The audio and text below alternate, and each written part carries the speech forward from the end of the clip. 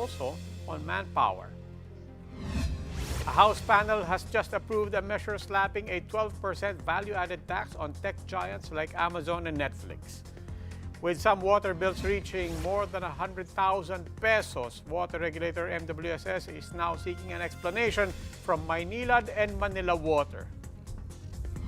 Hollywood star Ryan Reynolds is on the hunt for a teddy bear. He's offering a $5,000 bounty to anyone who can bring him back to its Filipina owner.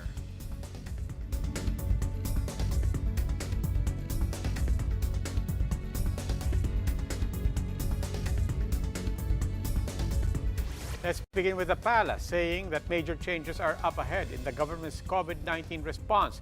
Presidential spokesperson Harry Roque promises that the palace will announce these radical changes tomorrow. In a TV interview, Roque also touted the government's plan to conduct pooled testing come August. This would mean each RT-PCR kit will be used to test a batch of samples collected from up to 20 individuals.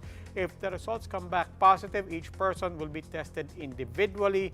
Roque said this will cause a major drop in case doubling and reproduction rates while cutting test costs for each person. He also said the country will rely less on quarantine classifications and that Metro Manila will be a living experiment for all these changes. Speaking of changes, more businesses will be allowed to reopen in GCQ areas starting August 1. These would include testing and review centers, gyms, fitness centers, sports facilities, and internet cafes. Same goes for personal care services like spas and waxing salons, aesthetic services like tattoo and piercing services, pet grooming boutiques, even drive-in cinemas. Trade Undersecretary Ruth Castelo says these businesses will gradually resume operations at 30% capacity. That's starting next month. Because we want to restart, to help them restart their businesses, provide employment, makasweldo ng tao, and then kumita. But of course, they should also still follow the safety protocols. We cannot afford to be careless. The COVID-19 pandemic continues to spread Metro Manila hospitals too thin, but the health department is counting on a new referral scheme to accommodate all COVID patients. Greg Gregorio with the details. The Commonwealth Hospital and Medical Center in Quezon City has 24 isolation beds for COVID-19 patients, but on Friday, they have reached their full capacity. Of the number, 22 are currently occupied, while some more patients await admission at the emergency room. This prompted the hospital to seek the transfer of COVID positives as well as suspect patients that require admission to other healthcare facilities.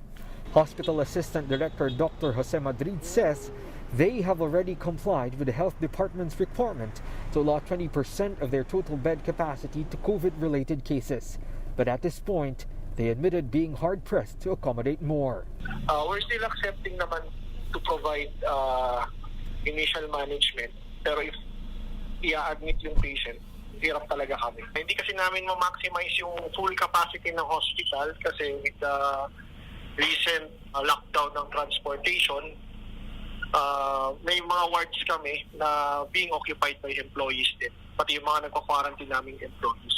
Things are likewise difficult for the Lung Center of the Philippines. As a public hospital, it has already allotted more than 30% of its bed capacity for COVID patients per request by the DOH. As one of the first COVID referral hospitals in the metro, they are already dedicating 75% of their total bed capacity to COVID-related cases. While the center has 18 vacant beds as of 7 a.m. today, it is still at a danger zone with 85% of its COVID-dedicated beds now occupied. In response, the DOH says it has intensified the implementation of its One Hospital Command system, which aims to strengthen the referral system among different hospitals. Through this system, pinapag-igting din po natin ang coordination ng mga ospital natin with the temporary treatment and monitoring facilities upang mailipat po natin ang mga kasong hindi na nangangailangan ng higher level of care. Meanwhile, both of these hospitals say they are in need of manpower. Lung Center of the Philippines spokesperson Norberto Francisco says they could use 50 to more than 100 additional nurses. It's difficult and it's exhausting, it's tiring, But do we have a choice? Wala eh. We just have to go on. A lot of that is a matter of attitude and behavior and, of course, compassion. For News 5, Greg Gregorio, we are One News. There are now more than 85,000 COVID-19 cases in the Philippines. This after the health department reported nearly 1,900 new infections. Should cases spike more than 1,000 tomorrow, the country might surpass the 86,000 cases in China, the original epicenter of the virus. 16 new deaths were also recorded today. That pushes the death count to close to 2,000. Meanwhile, more than 300 patients recovered overnight. So far, nearly 27,000 Filipinos have gotten better from the disease. In Quezon City alone, more than 6,000 infections have been recorded as of Tuesday, with nearly 300 deaths and more than 3,000 recoveries. In Taiwan, 5 new imported cases were confirmed. 4 of them came from the Philippines. Taiwanese health officials said the 4 patients arrived in Taipei on the same flight on July 26. Meanwhile, Chinese Foreign Ministry spokesperson Wang Wenbin said in a press conference that China will prioritize the Philippines once Beijing develops a vaccine against COVID-19. Boracay residents and business owners are bearing the brunt of the decline in tourism activity due to the lingering threat of the coronavirus. Shiloh Francisco has this story. It's been over a month since Boracay reopened to tourists from Western Visayas. But even if there are 0 cases on the island, the White Sand Paradise is not attracting many guests. Based on Katiklan Cagbanja report records, barely 100 tourists entered Boracay in June, while only 327 visited in July. In the island, only 30 to 40% of establishments were given the certificate of authority to operate. As in bankrupt po, kasi maraming malalaki ang mga bills na babayarin, ang taas-taas po ng mga katulad ng kuryente, tubig, tapos wala pong customer, wala pong income. The IATF has even allowed Boracay to accommodate minors and senior tourists from the region. Meanwhile, the local government shortened curfew hours. Locals are complaining, though, that the government is imposing stricter measures on residents compared to tourists. For one, young locals are not allowed to swim. Hindi pa natin na-lift or yung restriction na yan. At saka for protection of In the next 2 weeks, the Boracay Interagency Task Force will submit to Congress a draft bill on the creation of a Boracay Island Development Authority following President Duterte's order for the creation of an agency to sustain the island's rehabilitation. The DNR says the task force has already approved the draft bill during last month's meeting. Under the bill, the agency will be headed by the DNR Secretary as chair, the DILG Secretary as co-chair, and the DOT Secretary as vice chair. The Health, Public Works, and Justice Department secretaries will be part of the group, along with 2 representatives from the private sector, as well as the Aklan Governor and Malay Aklan Mayor as ex-officio members. The agency will be requesting 150 million pesos as initial funding. The task force is hoping the bill will be enacted before the end of the task force's term on May 2021. Moving post-COVID, the rest of the world will also now look for, more than ever, we believe will look for sustainable destinations, and we stand a very good chance. The local government of Malay Aklan is optimistic that an agency will help boost funding for the island. Shiloh Francisco, we are One News. We'll pause for a short break, but when the big story returns, all it took was 22 minutes for Vice President Denny Robredo to lay down what she says are the key problems in the country's response to the pandemic and the concrete plans needed to address them. And online products and services amounting to more than 10,000 pesos could soon be slapped with a 10% VAT. The details next.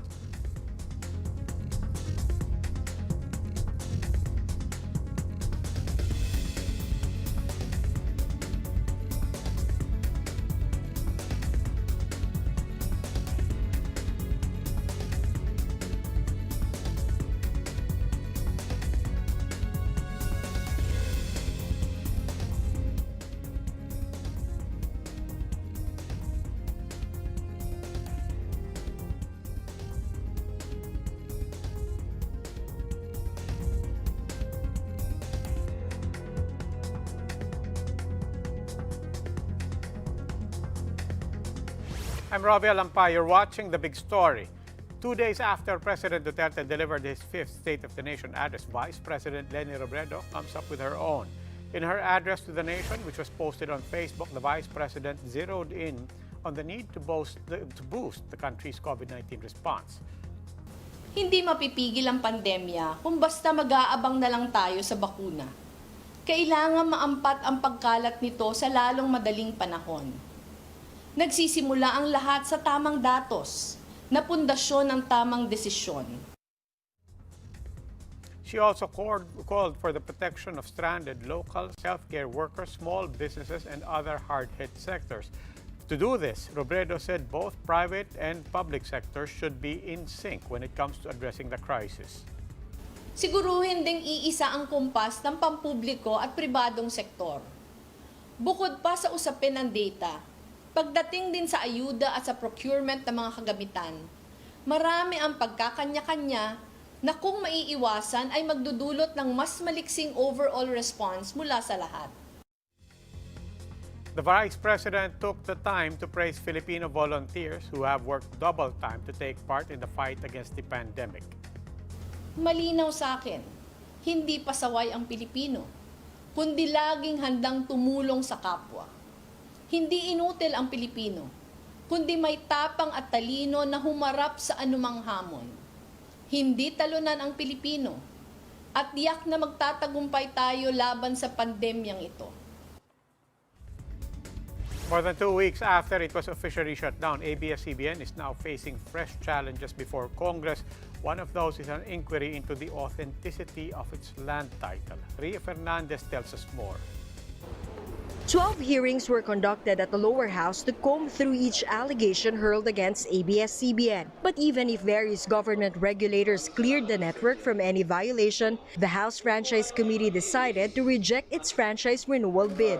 Despite this, lawmakers are not through yet with ABS-CBN. Deputy Speaker Dante Marcoleta has filed Resolution 1058, which seeks to probe the authenticity of the network's land title. Among the issues raised by Marcoleta is ABS-CBN's failure to present its original land title in the previous inquiries. Marcoleta is also wondering how the company's land area has expanded to 44,000 square meters. Very easy for them to present the title that we sought from them. Kunyari, nawala yung original title, like kasi alam ko naman nasunog yung Register of Deeds sometime in 1988.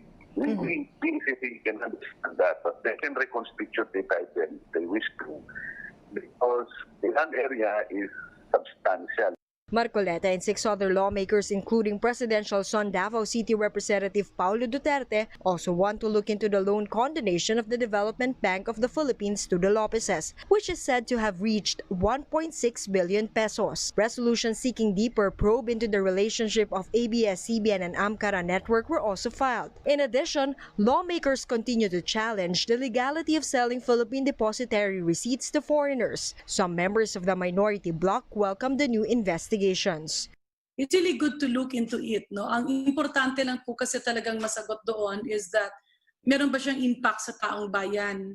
No? At kung meron at pwedeng mai-correct, then let's look at it, how it can be corrected. For the group's leader, it's also necessary to check on the government regulators that cleared the network. All of the regulators said ABS-CBN has not done anything wrong. So what is the problem there?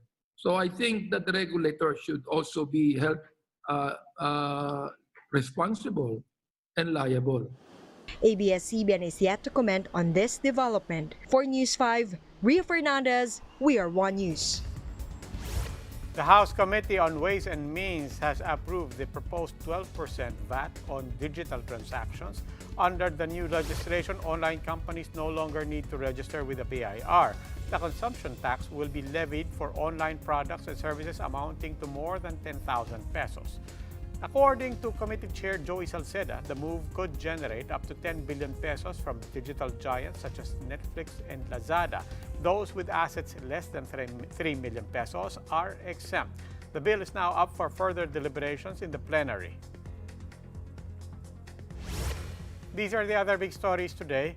A group of social media influencers are calling on concerned online citizens filed the 21st plea against the anti-terror law. They are challenging the new law's impact on Filipino social media users who they say might fall victims to the measure's broad definition of terrorism. The country's debt has breached the 9 trillion peso mark as of June. That's exceeding last year's total borrowings by 1.3 trillion pesos. In June alone, the government raised almost 500 billion pesos from foreign sources to bolster the country's war chest. And the Department of Agriculture has confirmed that bird flu in an egg farm in San Luis, Pampanga has been found. Its regional office in Central Luzon, together with local officials, culled at least 38,000 layer chickens to contain the virus. The agency is assuring consumers that the pathogen has not been detected among broilers being raised for meat.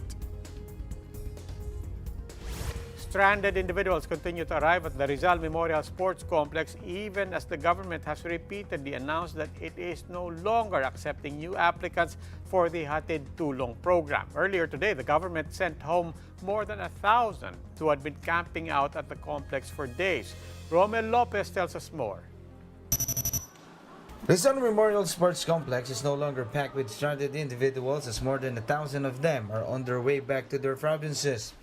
From around 1,500 locally stranded individuals on Tuesday, that number is now down to 150. Among those who were left behind are these 5 families bound for Abra. Ilan lang naman kaming taga-Abra, 5. Sana payagan kami makauwi. Kasi nakausap naman namin mga LGU namin na may isolation naman kaming matitirahan. Pero sabi nga nila wala daw kasi puno daw. Sabi nung may nakausap kami dito na puno daw kaya hindi kami makabiyahe. They're lucky enough that their province is willing to take them in. But the same can't be said for 150 LSIs bound for Region 7. Except for Bohol, the provinces of Cebu, Negros Oriental, and Siquijor have temporarily shut their doors to returning locals. Masama yung loob kasi yung iba nakakaalis kami hindi pa.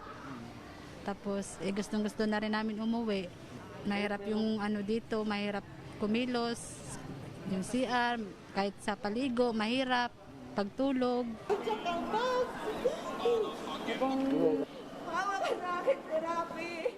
Her fellow stranded Visayans share her frustration. May anak ako, nagsisimula na yung rashes sa katawan niya kasi sensitive yung balat niya. Anong gagawin namin? Wala kaming malipatan. Pinapauwi kami nabenta na namin lahat ng gamit namin, wala kaming pera. The stranded locals who are still waiting to go back to their provinces will be brought to a temporary government shelter. Yung mga naiwan sa lugar ng Dumaguete, Negros Oriental at ang mga ibang lalawigan na dahil po sa moratorium at hindi po pagtanggap ng kanilang LGUs, sila po ang ilalagay natin sa housing units sa San Jose, Bulacan.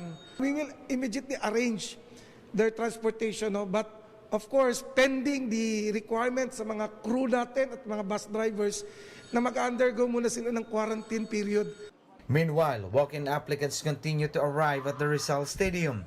Luz Beminda Dionado is desperate to go back to the province. She tells me that her family has pawned all their belongings, even their house in Tansa, Cavite. Sana makahabol ako kasi wala na kaming uwian. But officials stand firm. They are no longer processing new applications. Those who are hoping to be a part of the program may have to wait for a month before they can apply. To date, the government has assisted 5,200 stranded locals under the program. For News 5, Romel Lopez. We are One News. Coming up on the big story, water concessionaires have some explaining to do after thousands of bill shock complaints, some amounting to more than 100,000 pesos each, reached the ears of the MWSS. And do you want to have $5,000 in a jiffy? Then you should start looking for a Filipinas missing bear. As a bonus, Ryan Reynolds might just hand you the prize. The details after the break.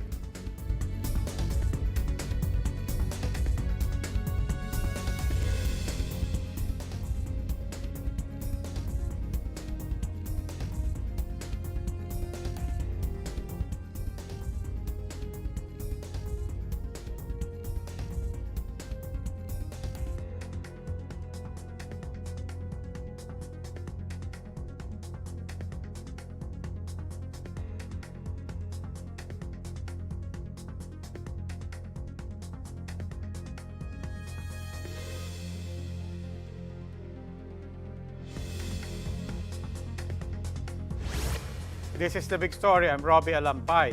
MWSS is taking note of bill shock complaints. It is ordering both Manila Water and Maynilad to explain what they have been doing to address the matter. Shaila Francisco is back with this report. Adelaida Castillo wasn't too worried about her water bill, especially since no one was living at her house in Quezon City during the lockdown. But to her shock, her water bill from April to July amounted to a whopping 166,807 pesos, or an average of around 40,000 pesos a month. Before the lockdown, she only pays less than 1,000 pesos monthly for water consumption. Kinakasama ng loob namin. Tatlo lang naman po kami dito nakatira, tapos wala pa kami dito 3 buwan. Tapos pagdating namin, ganito kalaki yung bill namin.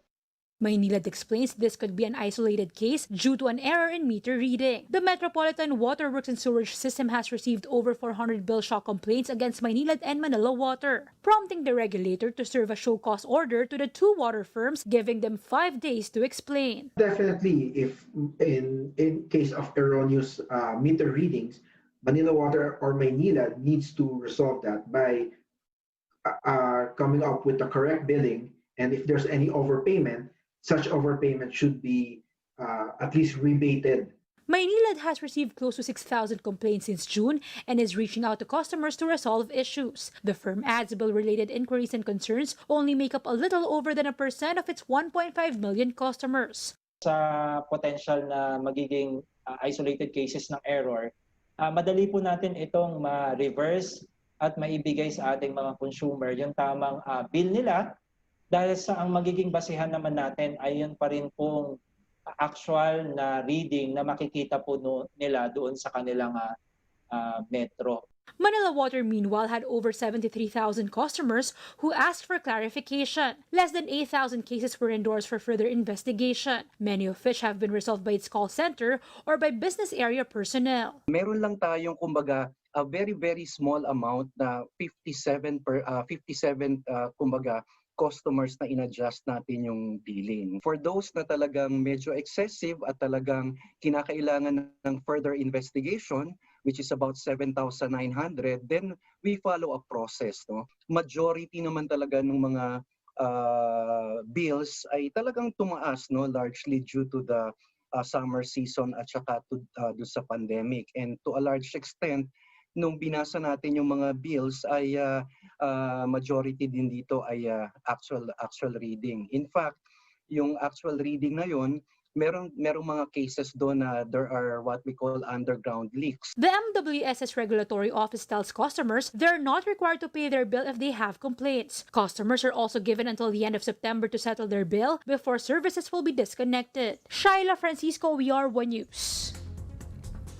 Philippine peso bills are getting a makeover. The Bangko Sentral has just released a new set of banknotes that it says are more secure and more responsive to people with visual impairments. The new bills feature visual security cues that will protect them against counterfeiting. Tactile marks have also been integrated for the elderly and those who have eyesight problems. The security thread now features indigenous weaves from various regions in the country. The BSP clarifies that the current notes that were released in 2010 are still legal tender. Time for a quick look at some of the world's big stories. The World Health Organization is warning against complacency in the Northern Hemisphere this summer. Spokesperson Margaret Harris says COVID-19 does not share influenza's tendency to follow seasons.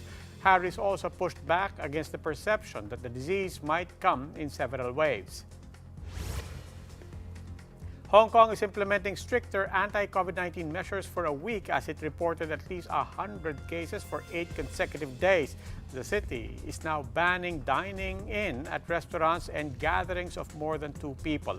Hong Kong Chief Executive Carrie Lam earlier warned that the financial hub is on the brink of a large-scale outbreak.